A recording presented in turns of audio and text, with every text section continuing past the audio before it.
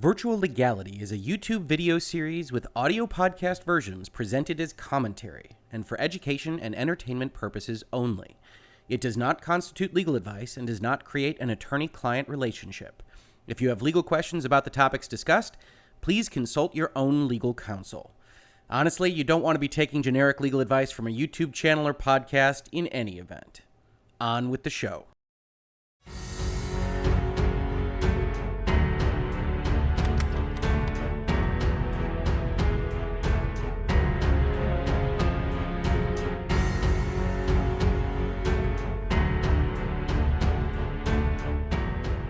Hello and welcome to another episode of Virtual Legality. I'm your host, Richard Hoeg, managing partner of the Hoeg Law business law firm of Northville, Michigan.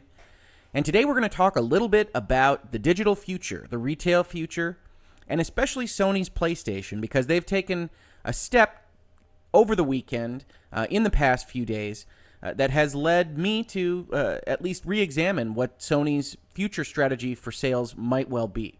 And so without further ado, let's start talking about that. We've got here an article from PushSquare, which says Sony to stop selling full game digital download codes at retail. PSN credit going nowhere, though.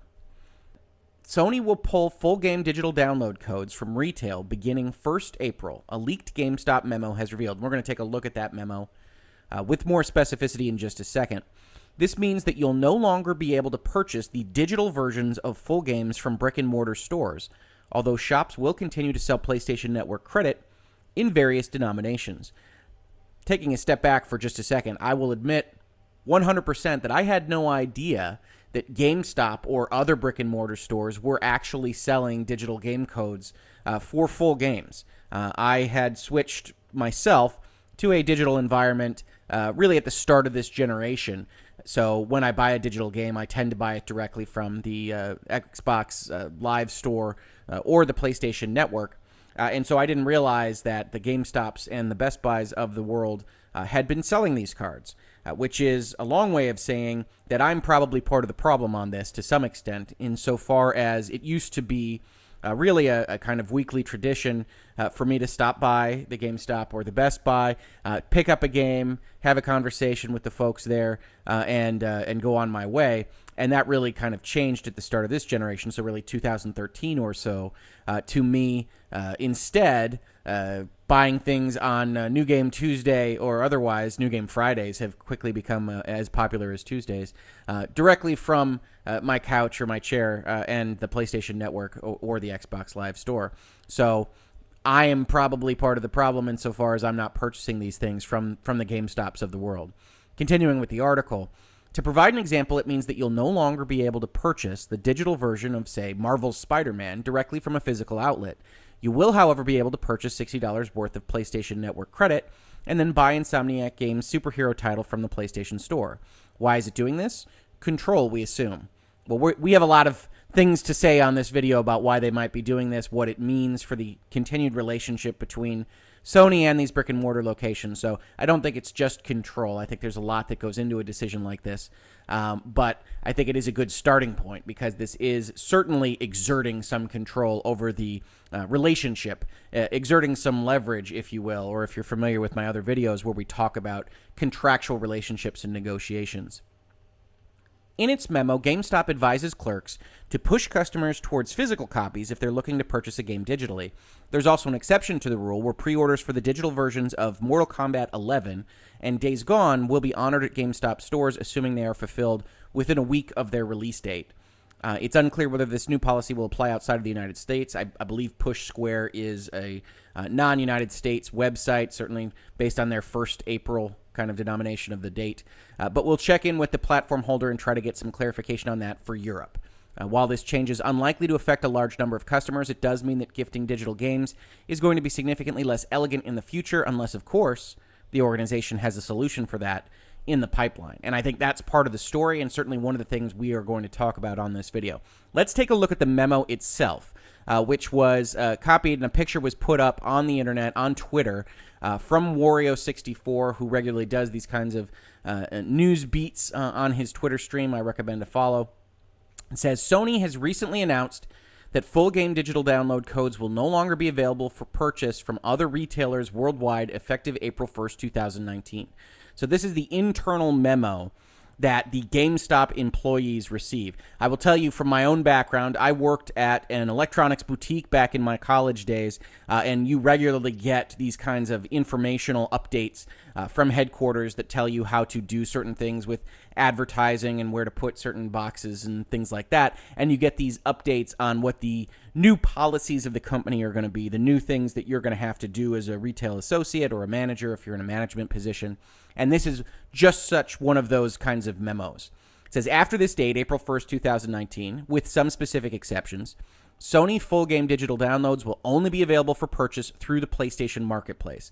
Now, again, taking a step back, what's important there from this description that isn't popping up in all the articles that I've seen is that at least based on what that paragraph says, which again is GameStop corporate talking to its GameStop retail locations, what Sony has communicated to GameStop is that this is not a unique position for GameStop. They aren't just attacking GameStop. They're taking all of the full digital codes out and moving them to the PlayStation Marketplace. Now, I have some questions on that because certainly one of the things that would jump out to me there is, are you moving digital codes off of the Amazons of the world, off of the other kind of online retailers, and moving them into the PlayStation Marketplace? There's been no indication that that's happening.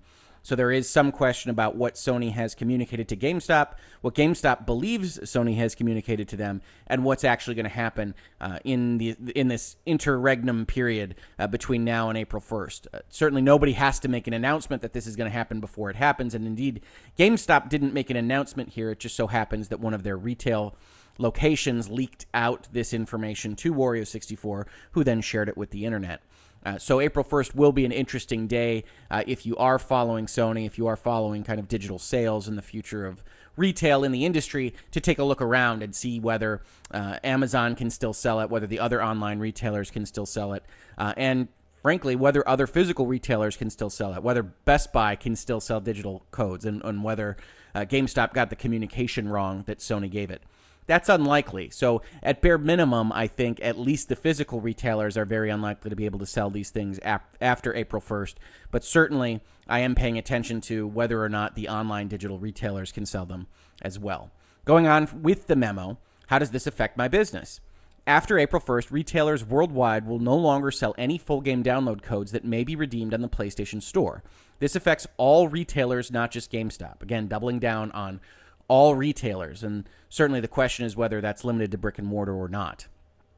All currently available Sony full game digital SKUs will be deactivated in the POS, the point of sales terminal, and on GameStop.com on April 1st. So GameStop.com being their digital equivalent, their Amazon analog that they sell digital codes through on their own service. So again, a good question is what will happen on April 1st to those other places that you could have gotten digital codes. You can expect to see Sony full game digital SKUs being removed from the point of sales and website over the coming weeks. The visual merchandising and creative services teams are working quickly to identify which in-store elements need to be updated and removed as a result of this initiative. So the things in the store, the banners and the standees or whatever else they have that say, "Hey, buy this digital version from us at the counter," need to be changed. And so they're looking at that as well. Stores can expect this action to take place the week ending April 6th. This action is not expected to take more than 1 hour to complete. This is, again, telling the managers how long it'll take to change things.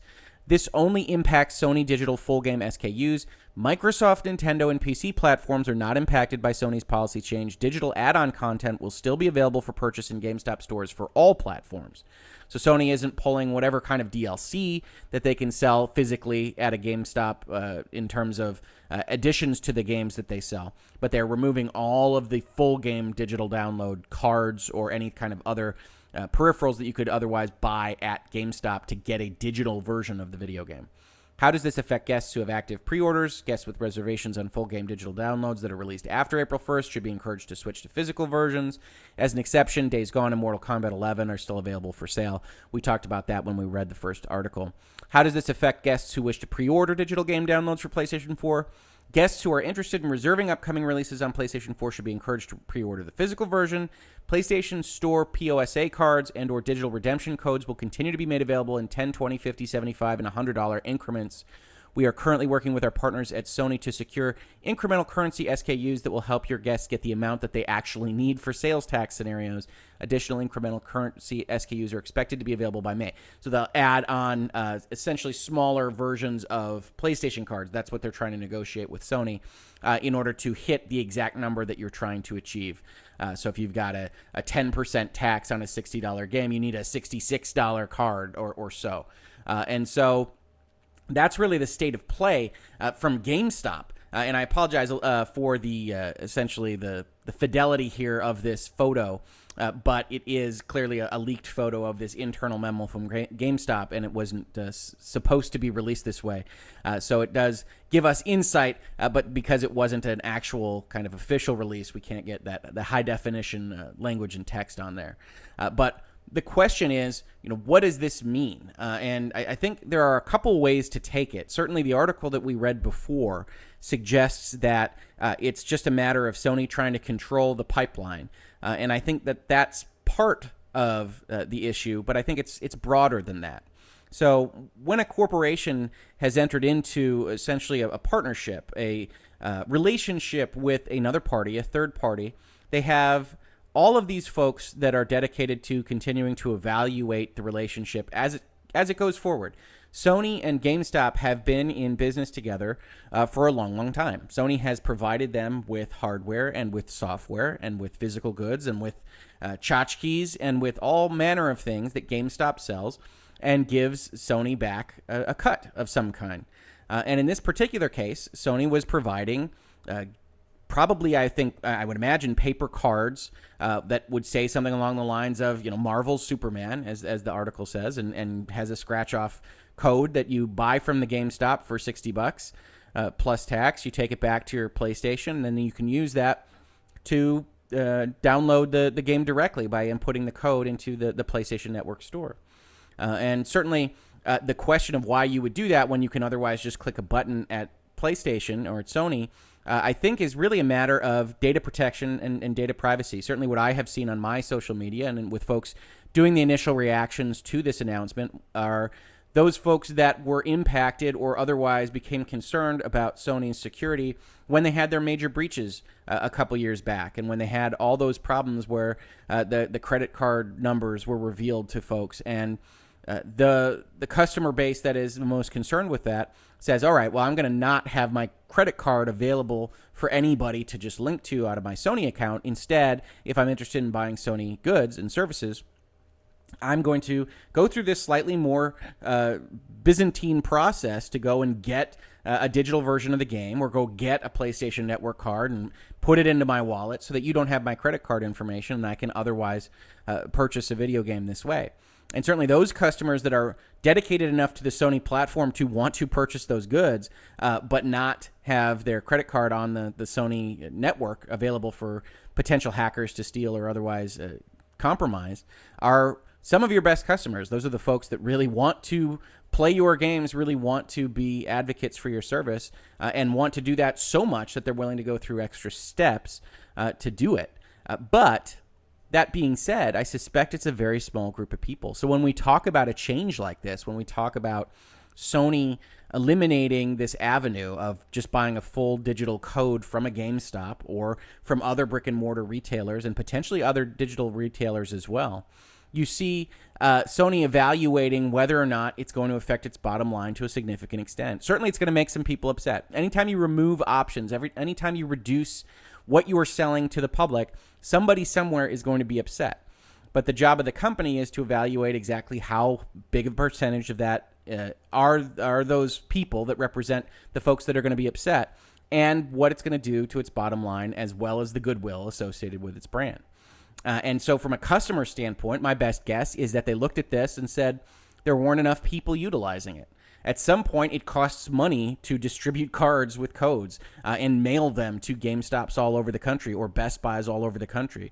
And so if that did cost even a moderate amount of money, then they have to look at what money is coming back. How is it actually getting spent? And if it's not a useful program, it's the kind of thing that gets put on the cutting board. And I suspect there were very few people that are ultimately going to be affected by this. As I said myself, and I'm not the bellwether for these kinds of things because I am in a different stage of life than a lot of folks that are playing the Sony PlayStation or the Microsoft Xbox or what have you, I didn't know that this was even a thing. And I am not quite as circumspect on the data protection items on the Sony and on the Microsoft side of things as others are. So it's a matter of ease and convenience for me after a day of work to come back and say, all right, I'm just going to punch in the buttons and now I'm going to play Sekiro or what have you.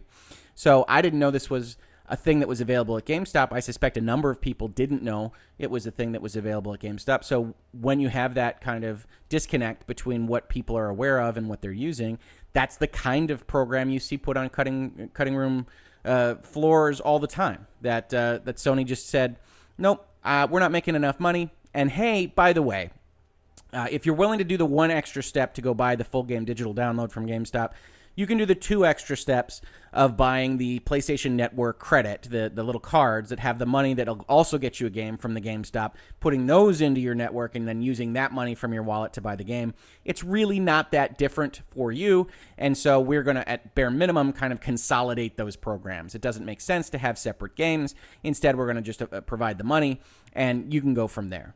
Obviously, control is an issue as well, though, and one of the things that popped up here, and you can see it from the comments of that article, which I will link in the description of this video, but otherwise around the internet, if you look at Reddit or Reset Era or NeoGAF or where have you, there is a notion of, hey, we were able to find small, generally, discounts on these full game digital downloads when they were available at the GameStop or the Best Buy, or we were able to find games that had codes that were still live for things that had been pulled down off of the store, and this was a useful service to us, and that's going to go away. And to me, I look at this, and that mirrors the kind of discussion that folks were having in respect of the Epic and Steam key question. I did a video on this the other day, which I highly recommend checking out, which was called Does Epic or Does Steam Have the Keys to Epic Game Store's Kingdom, which talks about whether or not Steam,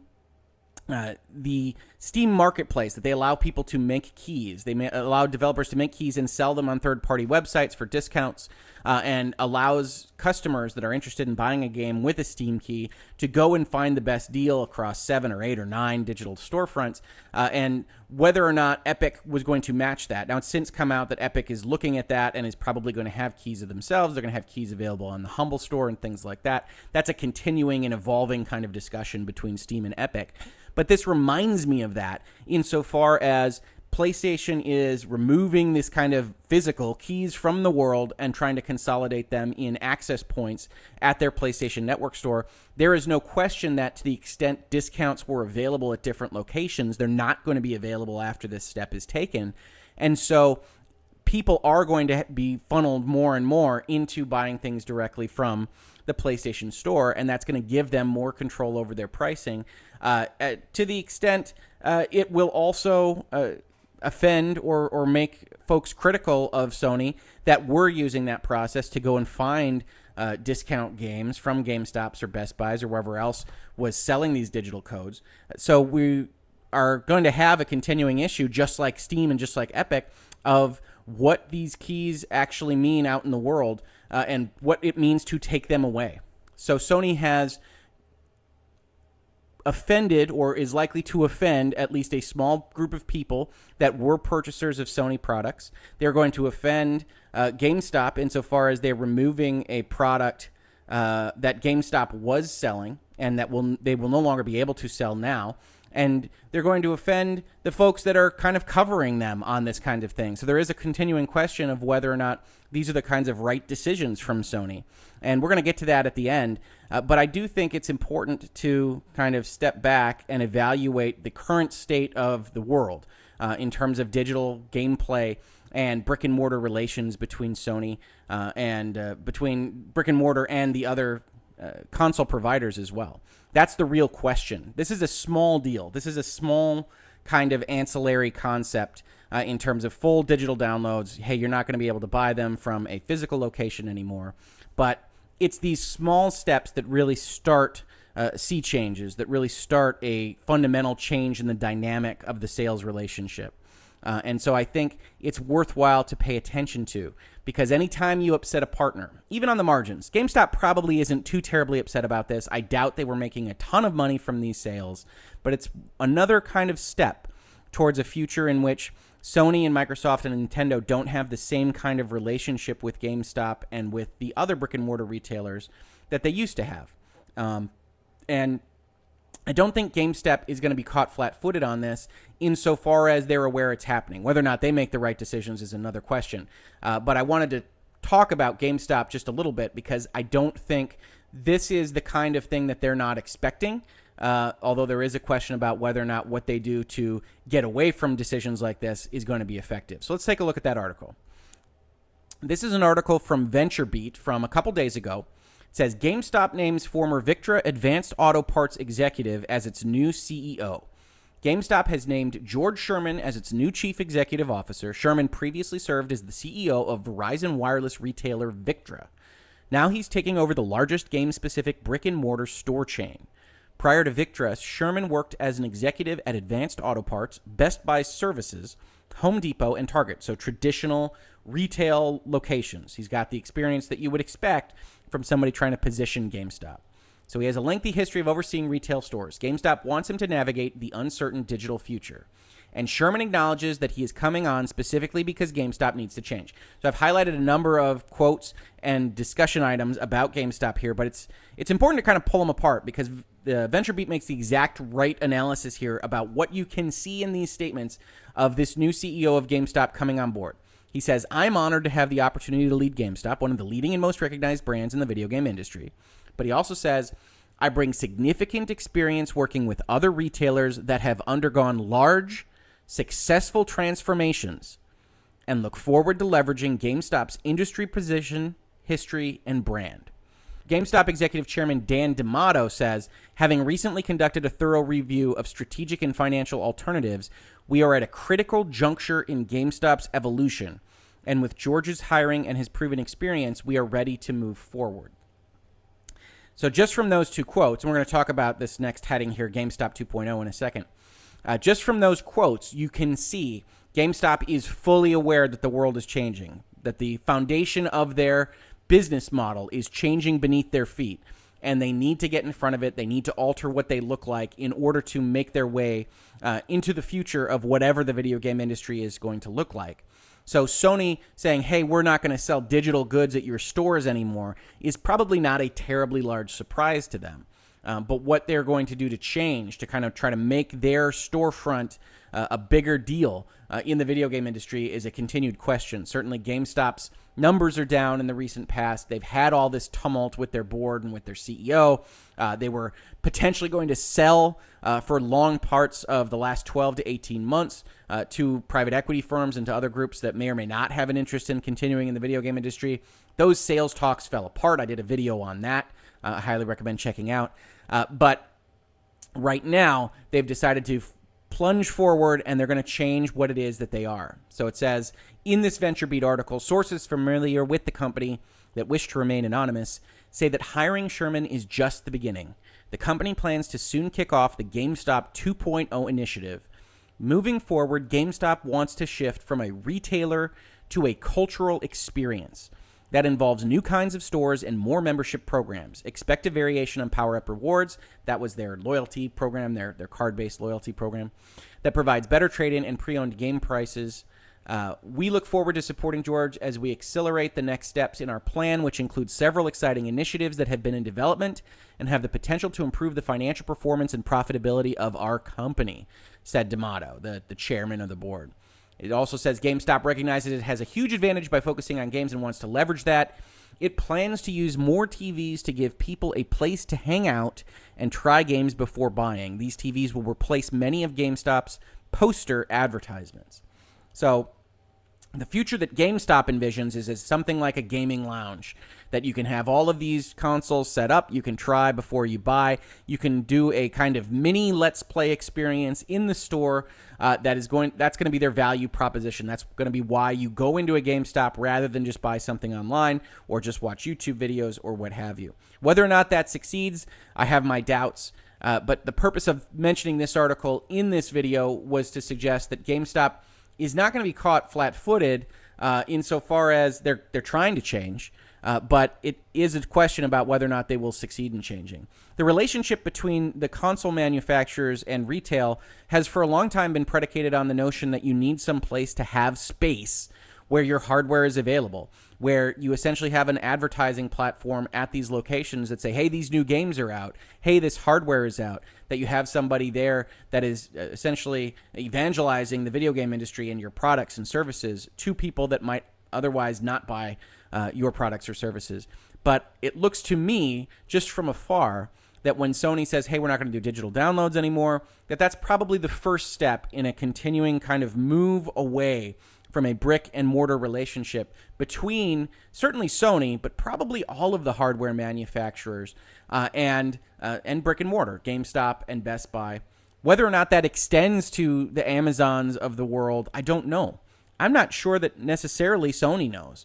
Certainly, GameStop is under the impression that Sony is not going to be selling digital game codes to any retailer, which is, at least from my understanding, what you might call Amazon if you were in GameStop's shoes. I would call them a digital retailer. But whether or not the codes actually come off of that site is an open question. But either way, Sony likely sees the digital future coming, just as Google does with Stadia, which I also did a video on, and just as Microsoft did early. The Xbox One pitch was essentially premised on an all-digital future. Not entirely, because they still had a kind of transition generation to get through where folks still wanted to buy discs and wanted to put them into their systems. But the Microsoft Xbox original pitch was basically, hey, all of the data from your disk is going to go onto the hard drive anyway. You don't need the disk for anything else. It's just a matter of getting that data downloaded essentially from a disk to your hard drive. And as the infrastructure of the United States catches up, and as the infrastructure of the internet around the world gets better and better, it becomes more and more possible to kind of contemplate an all-digital future of downloads and downloadable content that is essentially just kind of beamed to your box for play. And I do think that is one of the things that the various hardware manufacturers are grappling with. And it wouldn't surprise me if Sony in the future has a box, a PlayStation 5 maybe, that essentially doesn't require discs. I think we've already heard the kind of rumors and the whispers that one of the next Microsoft Xbox iterations is going to have a disc version and a diskless version.